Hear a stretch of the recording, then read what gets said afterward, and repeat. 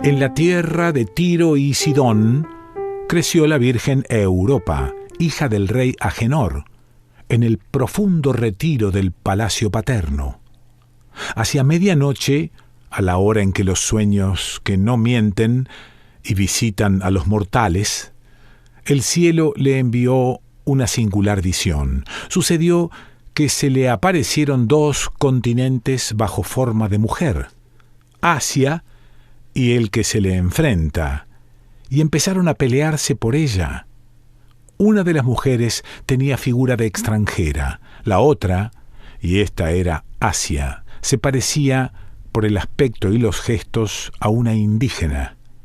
Luchaba con solícito afán por su hija, Europa, declarando que era ella quien le había alumbrado y amamantado. Pero la mujer extraña la sujetaba con fuerte brazo, como si fuera su presa, y al fin se la llevó sin que Europa pudiera en su interior ofrecerle resistencia. «Ven conmigo, preciosa», le decía la extranjera, «te conduciré como botín a Zeus, el que ciñe la égida. Los hados han dispuesto que seas su enamorada». Se despertó Europa con el corazón palpitante y se incorporó en el lecho, pues aquel sueño nocturno había sido claro como la visión del día.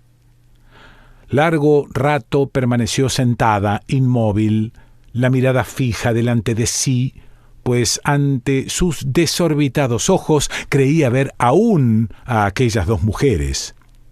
Solo al cabo de buen espacio se abrieron sus labios en angustioso monólogo. ¿Qué Dios, se preguntó, me ha enviado esta visión? ¿Qué sueños maravillosos me han asustado cuando dormía dulcemente y segura en la morada de mi padre? ¿Quién era la extranjera que vi en sueños? ¿Qué anhelo prodigioso por ella se agita en mi corazón? ¿Con qué cariño vino a mí? Y al llevarme por la fuerza, ¿con qué maternal mirada me sonreía?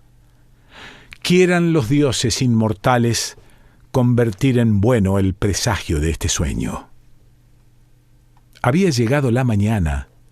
La clara luz del día borró del alma de la doncella el nocturno reflejo del sueño, y Europa se levantó para entregarse a los quehaceres y placeres de su vida de muchacha. Pronto tuvo en su torno a sus compañeras de edad y de juego, hijas de las casas más ilustres que solían tomar parte en sus coros y danzas, sacrificios y paseos. Acudieron también aquel día para llevarse a su señora por los prados floridos junto al mar, donde acostumbraban a reunirse en tropel las muchachas de la comarca para gozar del perfume de las flores y del rumor de las olas. Todas las jóvenes llevaban cestas. La misma Europa llevaba una de oro, decorada con motivos sacados de las leyendas olímpicas. Era obra de Hefesto, antiquísimo regalo que Poseidón, el que hace temblar la tierra, había hecho a Libia cuando la había solicitado en matrimonio. De su posesión había ido pasando de mano en mano como bien hereditario hasta llegar a la casa de Agenor. Provista de esa cesta, que era un objeto más propio de una novia que adecuado al uso cotidiano, avanzaba presurosa la graciosa Europa al frente de sus compañeras, camino de los prados de la orilla cuajados de multicolores florecillas. El grupo de doncellas se dispersó alegremente en todas direcciones, cada una en busca de una flor que fuese de su agrado.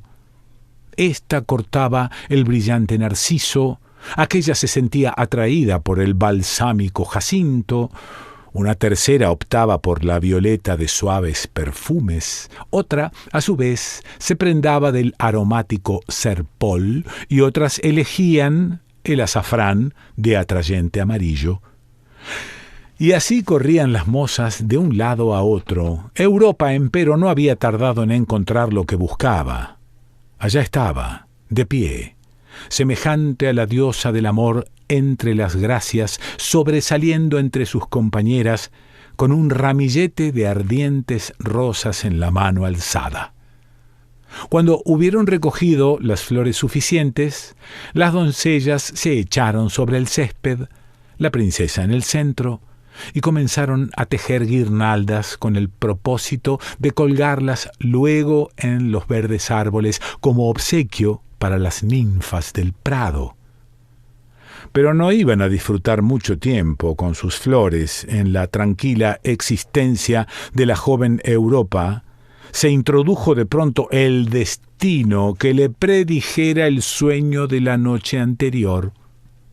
Zeus, el crónida, había sido herido por los dardos del dios del amor, únicos capaces de derribar al indomable padre de los dioses, y había quedado turbado ante la belleza de Europa.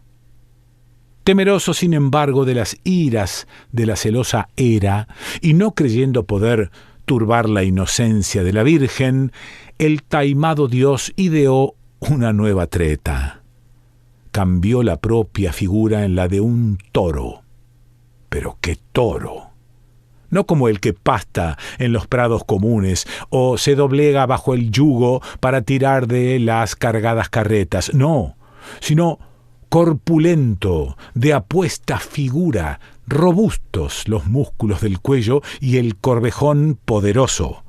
Los cuernos eran gráciles y pequeños, como torneados a mano, y transparentes, cual purísimas joyas. Dorado era el color de su cuerpo. Solo en la frente brillaba una mancha argéntea, semejante al curvado cuerno de la luna creciente. Los ojos azules se revolvían en las órbitas centelleantes de pasión. Antes de efectuar esta metamorfosis, Zeus llamó a Hermes al Olimpo y, sin descubrirle nada de sus intenciones, le dijo: «Apresúrate, hijo querido, fiel ejecutor de mis mandatos. ¿Ves allá, abajo, aquel país a la izquierda? Es Fenicia.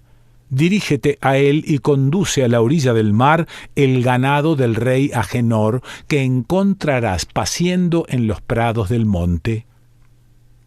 Pocos minutos después, el dios alado, obediente a las indicaciones de su padre, se encontraba en las montañas cubiertas de pastos de Sidón y guiaba los rebaños del rey, entre los cuales se ocultaba, sin sospecharlo, Hermes, Zeus, transformado en toro, monte abajo hacia la designada orilla, el prado precisamente donde la hija de Agenor jugaba despreocupada con las flores, rodeada de las doncellas de Tiro. La boyada se dispersó por los prados, lejos de las muchachas. Solo el hermoso toro en que se ocultaba el dios se aproximó al montículo de césped donde estaban sentadas Europa y sus amigas. Avanzó altivo por entre la jugosa hierba. Ninguna amenaza se reflejaba en su frente, ni inspiraban temor las centellas de sus ojos. Todo su aspecto irradiaba mansedumbre. Europa y las demás doncellas admiraban la noble figura del animal y su actitud apacible. En ese punto les entraron deseos de contemplarlo de cerca y acariciar su brillante lomo. El toro pareció adivinarlo, pues fue acercándose cada vez más hasta situarse junto a Europa. Esta se puso en pie de un salto, retrocedió unos pasos, pero viendo que el animal se paraba con aire manso, cobró ánimo y, acercándosele, levantó el ramo de flores hacia su boca espumeante, de la que se exhalaba un hálito de ambrosía. El toro lamió lisonjero las flores que le ofrecían y la delicada mano de la doncella que, después de sacarle la espuma, se puso a acariciarle tiernamente.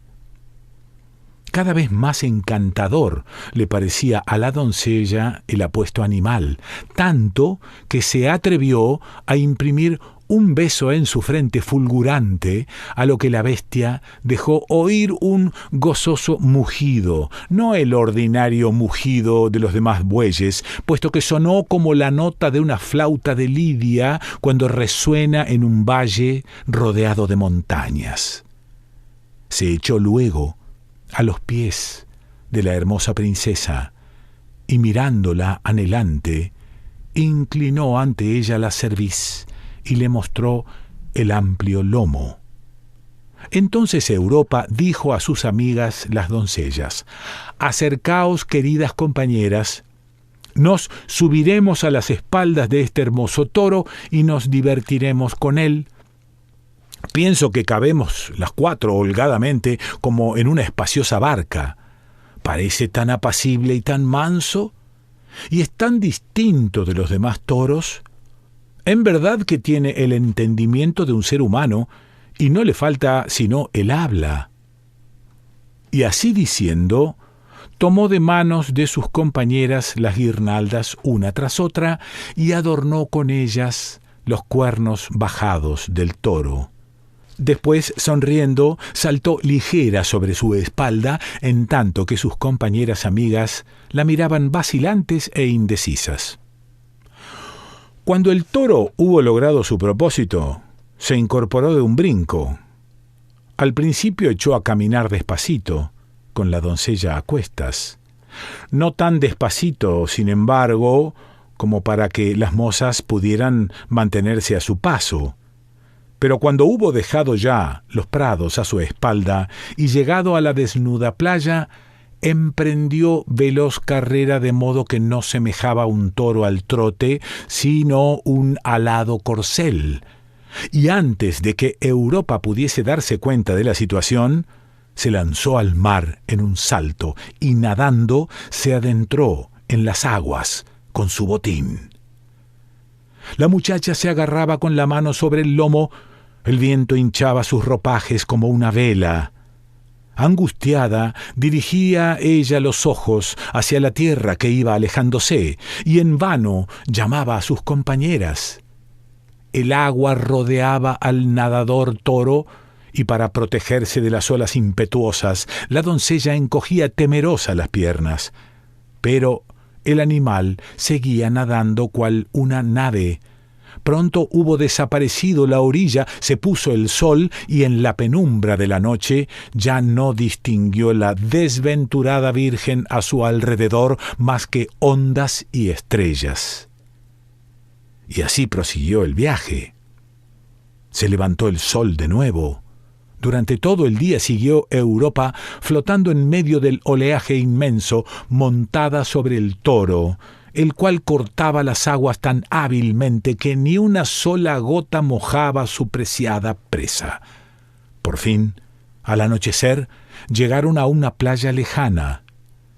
El toro saltó a tierra y tras depositar dulcemente a la Virgen al pie de un frondoso árbol, desapareció de su vista, dejando lugar a un hombre majestuoso, de aspecto semejante a los dioses, quien le declaró que era el soberano de la isla de Creta y que la protegería si ella no se negaba a hacerle feliz.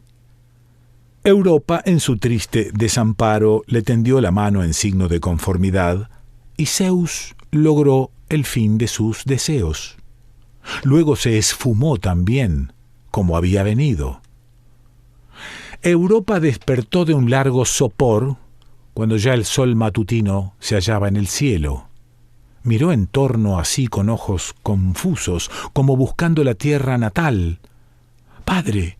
¡Padre!», gritaba con voz dolorida, y tras un momento de recapacitación prosiguió en sus lamentos. «Hija abyecta que soy, ¿cómo me atrevo ni siquiera a pronunciar el nombre de mi padre? ¿Qué locura me hizo olvidar el amor filial?» Y volviendo a reflexionar, y como tratando de recordar los hechos, se preguntó: «¿Cómo he venido hasta aquí? La muerte es demasiado leve para un delito como el mío. Pero, ¿estaba en mis cabales y estoy llorando un verdadero ultraje? No, No hay duda de que soy inocente de todo y que mi espíritu es víctima de una pesadilla que disipará el sueño matinal.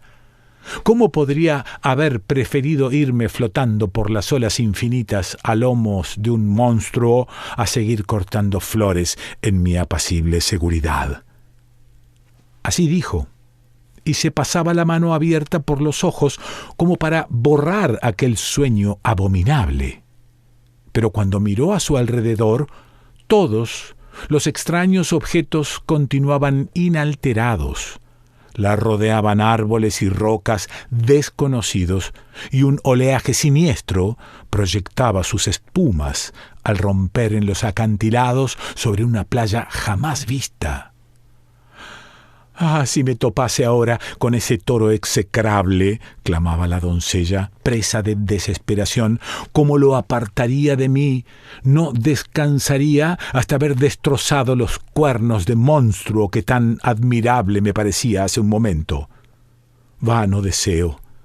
Después de haber abandonado desvergonzadamente mi patria, ¿qué me queda ya sino morir? Si no es que todos los dioses me han abandonado, enviadme, oh celestiales, un león, un tigre. Tal vez le incite la plenitud de mi hermosura y no tendré que aguardar a que el hambre horrible se cebe en estas lozanas mejillas». Pero no se presentó ninguna figura fiera. Sonriente y apacible, se extendía la desconocida tierra ante ella, mientras el sol brillaba en un cielo radiante. Como acosada por las furias, levantóse de pronto la desvalida doncella. «Mísera Europa», exclamó, «¿no oyes la voz de tu padre ausente que te maldice? Si no pones fin a tu afrentosa existencia, ¿no te muestra acaso aquel fresno del cual puedes ahorcarte con tu cinturón? ¿No te señala aquella aguda peña desde cuya cima un salto te sepultará en el mar embravecido? ¿O tal vez prefieres servir de concubina a un príncipe bárbaro y vivir hilando día tras día la lana que se te ordene, tú, la hija de un alto rey?» Así se lamentaba la desvalida e infortunada muchacha, llena de ideas de muerte y sin encontrar en sí el valor de morir, cuando de pronto percibió a su espalda un rumor burlón y solapado que le hizo volverse curiosa y sobresaltada. Y he aquí que vio, rodeada por un resplandor que no era de este mundo, a la diosa Afrodita, de pie delante de ella, llevando a su lado a su hijito, el dios del amor, con el arco bajado. Pasó una sonrisa por los labios de la diosa que dijo: «Cesa en tu cólera y en tus lamentos, bella muchacha. El odioso toro vendrá y dejará que le destroces los cuernos. Fui yo quien te envié el sueño en tu casa paterna. Pero consuélate, Europa, es Zeus quien te ha raptado. Eres la esposa terrenal del dios invencible. Tu nombre será inmortal, pues el ignoto continente que te ha recibido se llamará en adelante Europa». Gustav Schwab.